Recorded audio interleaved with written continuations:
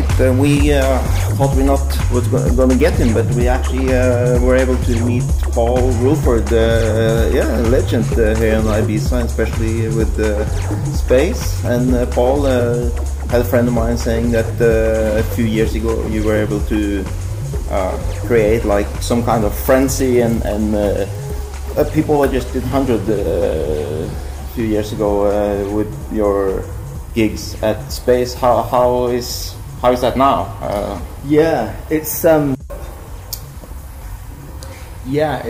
been an interesting journey with the gigs I've played at Space over the years, because I think Space, first of all, it's one of those clubs where there are many people in the club that are not actually clubbers. Right. There are many people that only go to a nightclub when they're on holiday once a year. That is the case. So was that different like 5 years ago, 6 years ago? No, it's always been like that, because right. it's a club in a holiday location. Yeah. So most of the other clubs that I play in are or can be very niche, kind of, very specialist environments. So there's a percentage of people, and it's always a smaller percentage of people that genuinely have a knowledge about the music and kind of understand certain kind of aspects of it. And then there are the people that are out with their friends, and with a club like Space, there is that percentage. But then there is also a lot of people who go there because it's the place to be. Space, it's the place to be, or or whatever. So it's, when you play in an environment like Space, it's a different approach that you can't. Or I've always approached it differently to the way I play other gigs, and that's something that I've managed to build. Well, when I was doing the residency, I've really built into the residency a way of playing records that were more well known. But there's, I only ever play records that I love, but I would re-edit, bigger sounding records and kind of use them in my own way, and that's been kind of an integral part of making things happen at Space, and to have those to have moments on the dance floor and in the room where you can try and connect with everybody. So the people that maybe they might know a record because it's crossed over, that they might hear on the radio, if you play a re-edit of that record, then you're not only speaking to someone who might be at the bar who's really into techno, or who knows about all the more obscure things you're playing. So you have a chance to unite as many people as you can. So that's how I've always approached it. But increasingly, as time has gone on, I've kind of become more, maybe I've wanted to develop what I'm doing more, because my attention with things, it rapidly wanders. So obviously, as new records come out and as new genres emerge and new things that I find interesting, then there are elements that I incorporate and bring into what I'm doing. So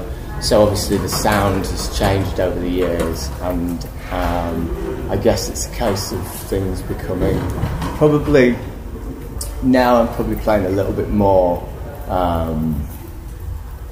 dubby's the wrong word, but kind of a little bit more sparser music that's more focused on the groove, rather than kind of every frequency range being full. Because I would, a few years ago, I would play things with a very, very, with all the frequencies represented, whereas now I'm more likely to deviate and build things with a lot of peaks and troughs, because I don't like things to sound flat and linear. I don't like the experience of the music to be on one level, because I get bored of that. Right. And I find that playing for longer is more. It suits the way I play, but you can't.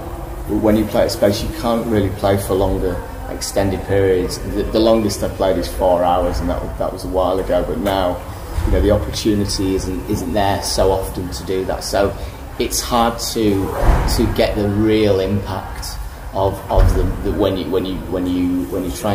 you create the moment, you know, these bigger moments, it's hard to contrast that with a shorter set, because you know, you're trying to fit in, you know, a lot of information into a smaller space of time. But yeah, you know, when you can get to that moment and get that magic moment, it's incredible, you know, and you get the hairs on the back of your neck, you know, it's.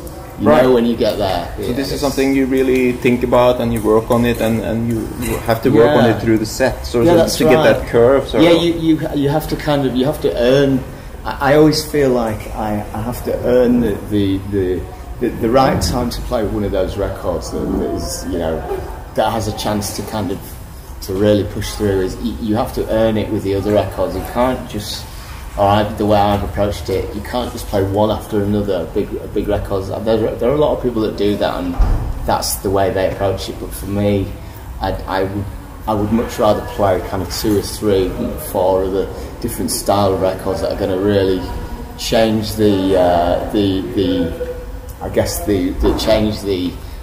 journey up to that moment, and contrast it, and often the impact will be bigger when that moment comes, you know. So and you I guess you think about that with all the time in the background. I spend a lot of time when I'm traveling, and when I'm not in the studio, and when I'm not actually in the club situation. I spend a lot of time just with my mind wandering, and then you have ideas and different things inspire you, and then when I'm preparing for my gigs, then you try things out, and then you try them out in the club, and what happens is by the summer, then there are things that I've tried all winter, and some of them work, some of them don't work so well, and so you pick out the ones that are more kind of appropriate to play at space. Or to play. Are you an engineer also, since you think about frequencies and that yeah. sort of thing?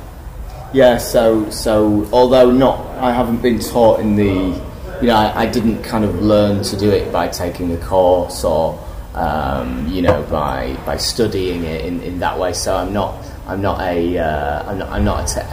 engineer in that sense, but I'm a self-taught engineer from producing You're records. learning by the ear. So it's my ears, and yeah. But I also feel that with, I guess, a lot of the things that I play in a lot of areas and elements of dance music, the classical rules of music production and engineering, sometimes they need to be deviated from in dance music. And there are a lot of, for example, that there are many older records that are great records that have been badly made in a